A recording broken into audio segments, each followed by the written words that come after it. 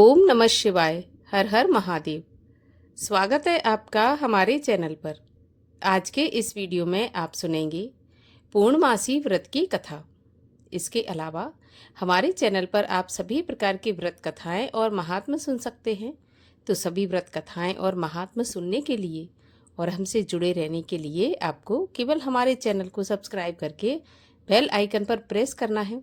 और आज की ये कथा अच्छी लगे तो लाइक करके शेयर करना है, साथ ही कमेंट में अपने विचार भी अवश्य लिखें। तो चलिए अब हम शुरू करते हैं पूर्णमासी व्रत की कथा। प्राचीन काल में वैभव से परिपूर्ण कार्तिका नाम का एक महानगर था। उस नगर के राजा का नाम नंददास था। उस नगर में धनेश्वर नाम का एक ब्राह्मण निवास करता था। उसकी परम सुशील पत्नी का नाम था रूपवती। वह दोनों प्राणी उस नगर में अत्यंत प्रेम के साथ जीवन व्यतीत कर रहे थे। उनका घर धन धान्य आदि से परिपूर्ण था। किसी प्रकार की कोई कमी नहीं थी। उन दोनों को केवल एक ही दुख था कि उनके कोई संतान नहीं थी, जिसके कारण वे दोनों सदैव उदास रहते थे। एक समय की बात है कि उस नगरी में एक महान तपस्वी साधु आया। उस साधु का नित्य का नियम था कि वह प्रातः भिक्षा के लिए निकलता था और धनेश्वर के पास पड़ोसियों के भवन से भिक्षा मांगता था और वापस चला जाता था। परंतु धनेश्वर के घर से उसने कभी भी भिक्षा नहीं ली।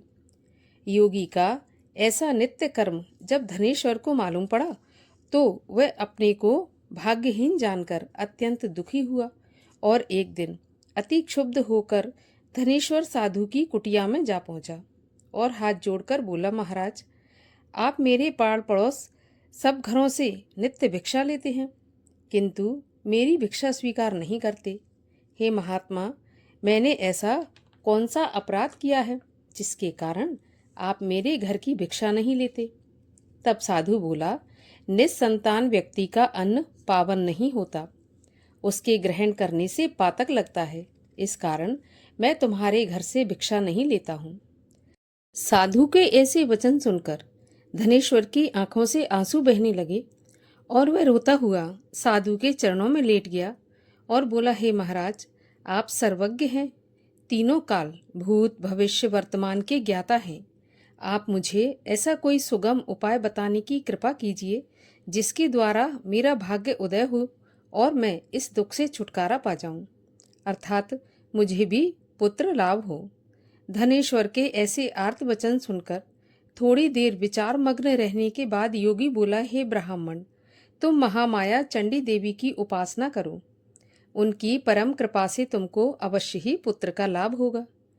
योगी का ऐसा आदेश पाकर धनेश्वर ने अपने घर आकर सारा हाल अपनी पत्नी को सुनाया और उससे परामर्श कर अपना घर त्याग कर जंगल में तपस्या करने के लिए चला गया। निराहार रहकर श्रद्धापूर्वक चंडी की उपासना करने लगा। इस प्रकार निराहार तपस्या करते हुए जब 20 दिन व्यतीत हो गए, तब 21वें दिन रात्रि के समय स्वप्न में चंडी देवी उसे दर्शन देकर बोली, धनेश्वर, तेरे एक पुत्र होगा, परंतु वह 16वें साल में काल कलवित होगा। तब धनेश्वर हाथ जोड़कर बोला, हे जगत जननी, आप मुझे कोई ऐसा उपाय बताने की कृपा कीजिए जिससे वह पूर्ण आयु प्राप्त कर सके, असमय में मृत्यु को प्राप्त न हो। तब चंडी देवी बोली, तुम दोनों पति पत्नी यदि 32 पूर्णिमा का व्रत श्रद्धा पूर्वक करो तो तुम्हारा पुत्र चिरायु हो सकता है। तब धनेश्वर बोला, हे माता, इसकी विधि क्या है? तब देवी बोली, संपूर्ण दिवस निराहार रहने के बाद संध्या को एक आटे का दीपक बनाकर स्वच्छ रुई की बत्ती एवं घी के संयोग से प्रज्वलित कर विधि पूर्वक शिवा सहित शिव का पूजन करना। इस प्रकार 32 पूर्णिमा का व्रत करने से पुत्र चिरायु हो जाएगा। अब तुम्हें पुत्र होने का उपाय बताती हूँ। प्रातःकाल तुमको सामने वाले आम के वृक्ष में एक सुंदर फल लगा दिखाई देगा। पेड़ पर चढ़कर तुम उसे तोड़ लाना और जिस दिन तुम्हारी पत्नी ऋतुकाल के पश्चात स्वच्छ होवे तो उसे खिला देना, इससे तुम्हारी कामना पूर्ण होगी। इतना कहकर देवी अंतर्ध्यान हो गई। प्रातः देवी के कहे अनुसार सामने ही आम के पेड़ पर सुंदर फल को लगा देखकर धनेश्वर पेड़ पर चढ़ गया और सावधानी से फल तोड़कर नीचे उतर आया। फिर प्रसन्नता के साथ अपने घर जाकर सारा हाल अपनी पत्नी को सुनाया। देवयोग से उसकी पत्नी उसी दिन ऋतु स्नान के बाद स्वच्छ हुई थी। उसने शंकर जी को बार बार ध्यान करके वह फल खिला दिया और देवी की परम कृपा से उसकी पत्नी गर्भवती हो गई। 9 महीने के पश्चात 10वां मास प्रारंभ होते ही उसके एक चंद्रकांति के समान सुंदर एवं स्वच्छ पुत्र उत्पन्न हुआ।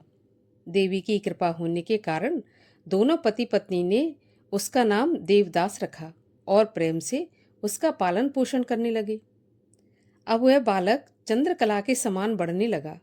देवी की कृपा से वह बालक पढ़ने लिखने आदि में अति निपुण था। जब वह 7 बरस का हुआ तो धनेश्वर ने अपनी पत्नी को पूर्णमासी व्रत का स्मरण दिलाया और दोनों पति पत्नी नियम पूर्वक पूर्णमासी का व्रत करने लगे। इस प्रकार धीरे धीरे 15 वर्ष व्यतीत हो गए और देवदास ने 16वें वर्ष में पैर रखा।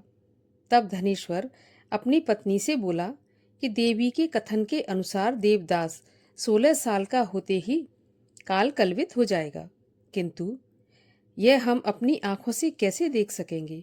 मेरा हृदय तो अभी से विदीर्ण हो रहा है। तब पत्नी ने परामर्श दिया कि मेरी राय से देवदास को उसके मामा के साथ शिवनगरी काशी भेज दिया जाए। वह वहीं रहकर विद्या अध्ययन भी करेगा और जिन भगवान शंकर की कृपा से हमें ये प्राप्त हुआ है वही इसे पूर्ण आयु प्रदान करेंगे। इस प्रकार आपस में विचार करके देवदास के मामा को बुलाकर दोनों को काशी के लिए रवाना किया और दोनों माता पिता उसकी कुशलता की कामना हेतु पूर्णिमा का व्रत करते हुए दिन व्यतीत करने लगे। देवदास अपने मामा के साथ काशी पाठशाला पर चला गया और कई दिन के बाद एक नगर में जा पहुंचा। जब तक शाम हो गई थी, दोनों मामा भांजे एक धर्मशाला में ठहरे। उसी धर्मशाला में एक बारात आकर ठहरी। देवी प्रेरणा से जब भावर का समय आया तो कुछ देर पूर्व ही दूल्हे को पक्षाघात का प्रबल आक्रमण हुआ। दूल्हे के माता पिता आदि संबंधी अत्यंत विकल हो गए। तब किसी ने परामर्श दिया कि इसी धर्मशाला में अमुक कमरे में वर के अनुरूप एक युवक ठहरा है, उसे किसी प्रकार संतुष्ट करके उसी के साथ भावरें डाल दी जाए और अन्य जो भी कार्य होंगे वह वर के साथ हो जाएंगे। सबकी सम्मति से लड़के के पिता ने देवदास के मामा के पास जाकर निवेदन किया कि अपने भांजे को कुछ देर के लिए मुझे प्रदान करें, जिससे मेरे पुत्र का विवाह कार्य संपन्न हो सके। तब उसके मामा ने कहा कि कन्यादान के समय मधुपर्क के अतिरिक्त जो कुछ भी मिलेगा वह मैं ले लूंगा। यदि आपको यह बात स्वीकार हो तो मेरा भांजा आपके कार्य के हेतु प्रस्तुत है। वर के पिता ने उसका ये प्रस्ताव तुरंत ही स्वीकार कर लिया और देवदास को दूल्हा बना दिया। उसी के साथ विवाह कार्य संपन्न हो गया और उसे कन्या के साथ भोजन के लिए एकांत भवन में भेज दिया। परंतु देवदास संकोच के मारे भोजन नहीं कर सका और मन में विचार करने लगा कि यह दूसरे की स्त्री और इसके साथ भोजन करने से इसका धर्म नष्ट हो जाएगा। यह सोच के मारे उसकी आंखों से आंसू छलक उठे। यह देखकर वह कन्या बोली, मैंने देवद्विज अग्नि एवं अनेक संबंधियों के समक्ष आपको पति के रूप में स्वीकार किया है। अब मैं किसी दूसरे को अपना पति नहीं बना सकती। तब देवदास बोला कि आपके इस निश्चय से आपका अनिष्ट होगा, क्योंकि मेरी आयु का केवल 1 वर्ष ही शेष रह गया है। अतः इस विचार को अपने हृदय से निकाल दीजिए। तब कन्या बोली, हे स्वामी, आप मेरी चिंता मत कीजिए। यदि मैं धर्म के पथ पर अडिग हूँ तो ईश्वर मेरा कल्याण करेंगे। आप इसकी चिंता त्याग कर प्रेम से भोजन करो। तब देवदास ने उसके साथ भोजन करके शयन किया और प्रातः ब्रह्म वेला में ही शय्या त्याग कर पत्नी को जगाया और उसे दुपट्टा प्रेम पूर्वक प्रदान करके बोला, हे भामिनी, अब मैं तुमसे विदा लेकर जनवासी में जा रहा हूँ। यदि परमात्मा की कृपा से जीवित रह गया तो अवश्य मिलूंगा। वैसे मेरी मृत्यु व जीवन जानने के लिए तुम अपने भवन में उत्तम सुगंध वाली नवपल्लिका का पेड़ लगाना और उसे नित्य प्रति अपने हाथों से सींचना। जब तक वह हरा भरा और फलता फूलता रहेगा तो मुझे जीवित समझना। कदाचित वह पेड़ मुरझाकर सूख जाए तो जान लेना कि अब मैं इस संसार में नहीं रहा। अतः संतोष के साथ मर्यादा का पालन करना। इतना कह पत्नी से विदा होकर देवदास अपने मामा के पास जा पहुंचा और दोनों मामा भांजे उसी समय काशी यात्रा पर चल पड़े और कुछ काल बाद काशी में जा पहुंचे। इधर सवेरा होते ही बारात विदा की तैयारी होने लगी और समस्त बारातियों व वर के साथ वर का पिता मंडप में जा पहुंचा। तब उस कन्या ने वर को देखकर अपने पिता को अपने पास बुलाया और बोली कि आपने जिस वर के साथ मेरा विवाह किया है यह वह नहीं है, अतः यह मेरा पति है ही नहीं, मैं इसके साथ नहीं जाऊंगी। तब तो सभी बाराती बिगड़कर बोले, तुम्हारी शादी इसी के साथ हुई थी, अतः तुमको चलना पड़ेगा। तो कन्या बोली, मैंने कन्यादान के समय कुछ आभूषण वर को दिए थे, वह दिखाइए, तथा मैंने क्या क्या गुप्त बातें इसे बताई थी वह भी सुना दे। यदि सत्य होगा तो मैं जान लूंगी। कन्या के ऐसे वचन सुनकर पक्षाघात से पीड़ित वह वर लज्जित हो गया और समस्त बारातियों के साथ बारात वापस चली गई। काशी जी में निवास करते हुए 1 वर्ष होने को आया तो एक दिन काला सर्प उसे डसने की कामना से उसके कमरे में आया। देवदास उस समय सो रहा था, अतः उस सर्प का आगमन न जान सका और उस सर्प के प्रभाव से देवदास के आसपास की सारी धरती काली पड़ गई। परंतु उस विष का प्रभाव देवदास पर नहीं हुआ, क्योंकि उसकी माता 32 पूर्णिमाओं का अपना संकल्प पूरा कर चुकी थी। अतः देवदास के प्राण नहीं निकले और वह जीवित रहा। सांप के निष्क्रिय होने का समाचार जब यमराज को पता चला तो वह अपने वाहन पर सवार होकर देवदास के प्राण लेने को चला। रात्रि का समय था। काशी में काशीपति के गण चारों ओर घूम घूम कर पहरा दे रहे थे।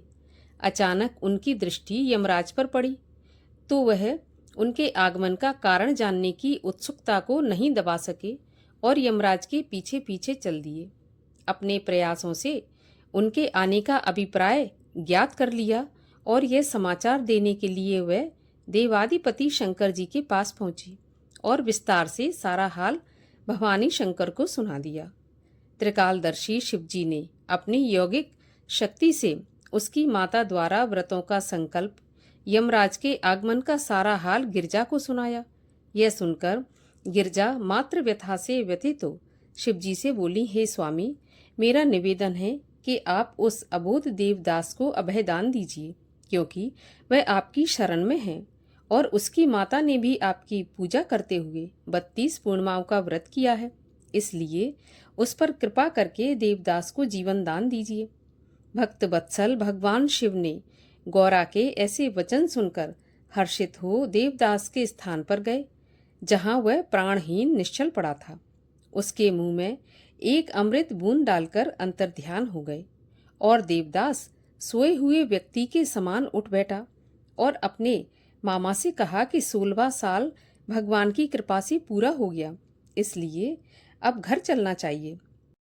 ऐसा विचार करके घर के लिए चल दिए। इधर उसकी पत्नी उसके आदेश के अनुसार नवपल्लिका का पेड़ लगाकर नित्य पावन जल से सींचती हुई अपने पति के ध्यान में मग्न रहती थी। जब यमराज ने देवदास के प्राण निकाले तब नवपल्लिका के मुरझाए हुए पुष्पों को देखकर वह अति व्यथित हो गई और कुछ काल के पश्चात ही जब देवदास को शिवजी ने जीवित कर दिया तब नवपल्लिका के पुष्प पुनः सुरक्षित एवं पूर्व के भांति हो गए। यह देखकर वह आनंद से अपने पिता के पास जाकर बोली, पिताजी, मेरे प्राणनाथ जीवित हैं, आप मेरी विनती पर ध्यान दीजिए और उनका पता लगाने का प्रयत्न कीजिए। अभी बाप बेटी में यह बात हो ही रही थी कि बाहर से समाचार मिला कि आपके दामाद देवदास आपके द्वार पर आ गए हैं। तब दोनों बाप बेटी परम प्रसन्न हो शिवजी का गुणगान करने लगे। और अपने संबंधियों को एकत्र कर सबके समक्ष उसकी परीक्षा करके और परीक्षा में भली भांति जब विश्वास हो गया कि वह वही लड़का है जिसके साथ विवाह हुआ था, तब बड़ा आनंद मनाया और 1 सप्ताह तक उसकी मेहमानदारी करने के बाद तमाम दहेज आदि के साथ कन्या सहित विदा कर दिया। देवदास पत्नी तथा मामा के साथ अपने गांव जा पहुंचे। घर में पहुंचकर पत्नी सहित माँ बाप के चरणों में शीश नवाया।